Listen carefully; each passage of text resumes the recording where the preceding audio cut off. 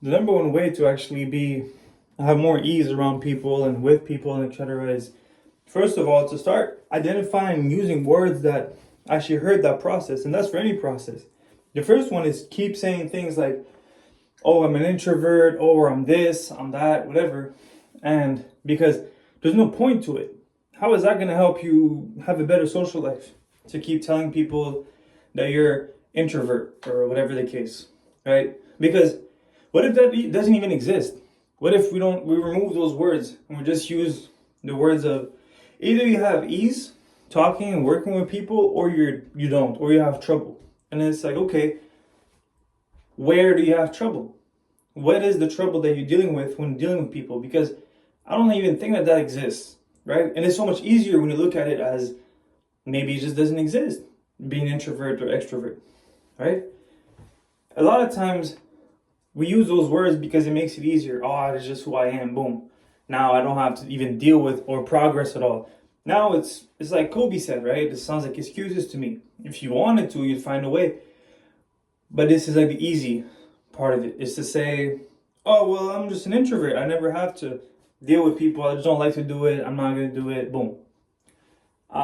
Truth is that oftentimes that doesn't even make sense, because for most of us, it doesn't make sense because we actually have to deal with people. We are social creatures. I am only someone because I'm part of a society. I'm only someone because based on somewhere that I'm from, I have a reference point, Every concept that we use is based on a context. And that context is built by people. It always comes down to this. And that being said, we actually realize that we actually develop trouble. We have trouble dealing with people because of something that we have a misconception about. Sometimes it's because we think that people have to give us something. People have to give us attention. People have to give us care, or people have to give us, love or whatever. Truth is that nobody has to give you anything. You're not entitled to getting something out of people. And then it's like, okay, well, what is that? What is that need that I feel like I'm trying to get out of people? Then it's to identify that. Then it's to identify, okay, well, how could I do it for myself instead of having somebody else, or trying to fill that void with somebody on the outside, right? Because people are going to change, people are going to leave. And so you can't just be dependent on one person to always, answer to those needs for you. It doesn't make sense. You can't put that much weight on someone. Okay? And also, by viewing it this way, you have control over your life. We have control over our lives. We can actually progress. Whereas just saying a statement like, oh, I'm this, it doesn't actually allow you to progress at all. It actually does the opposite. You're now stuck. You're now stuck. Life for you now is, boom, I'm just an introvert. I just never talk to people. I like to stay home, and this is what I'll be. Really, like, this is where you want it this is where you want it to end. You want life to be this. You never want to progress, and that seems like a bit of a cowardly way to go, right? It's too easy, right? It's like, really, like that's what we're gonna do. It's a choice, I guess, right? I mean,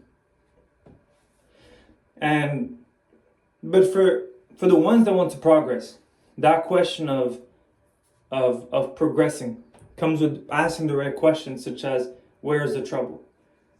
And it's a lot of reflection, but it doesn't have to be too long. But as soon as you identify it and you have this blueprint of approach of how to go about it, you look at times when relationships or discussions don't go as you wanted them to. You look at times when you interact with people and you feel uneasy and you feel like the energy isn't going like you wish it would, and you pinpoint what was it? What do you think it was? What role did you have to play into that?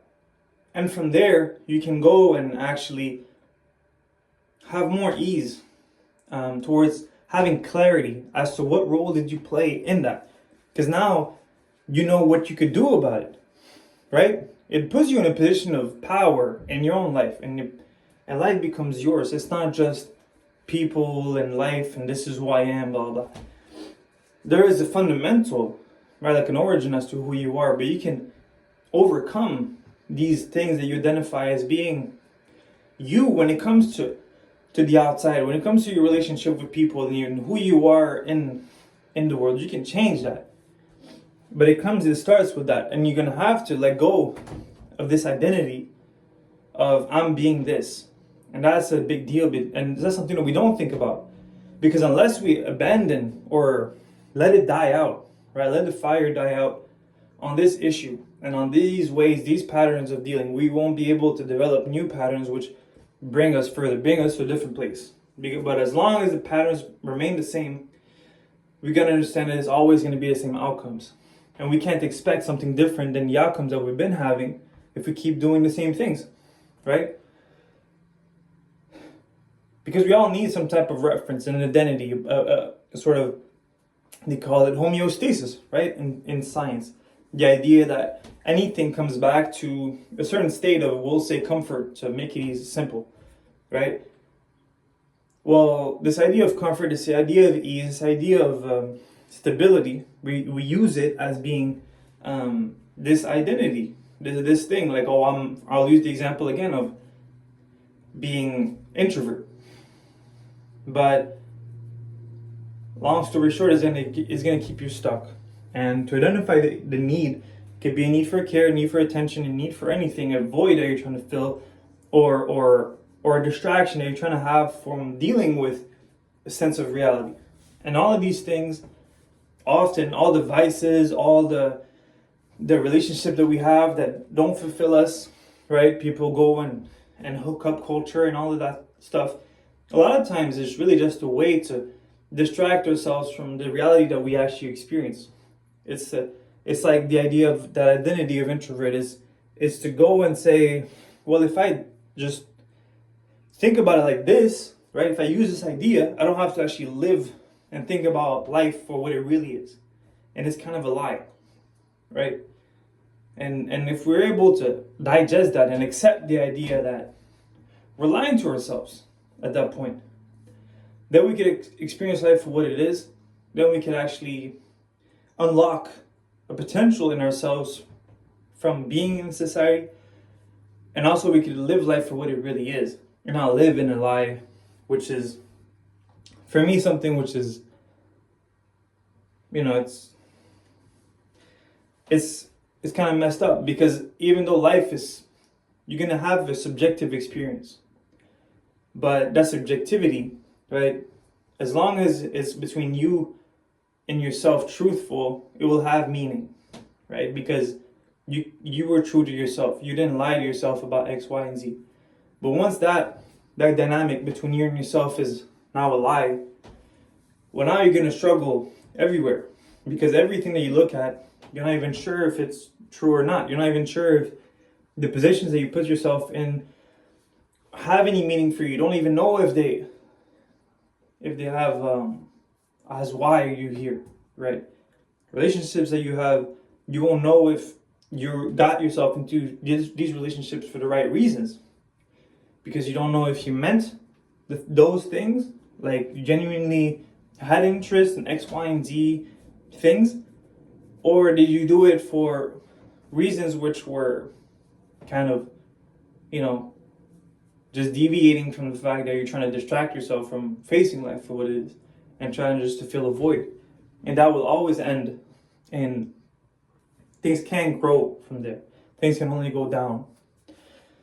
And so, yeah, the point in living a life in a genuine way and living in a real is that you can have grounds, which is real ground. And from the real ground, you can grow.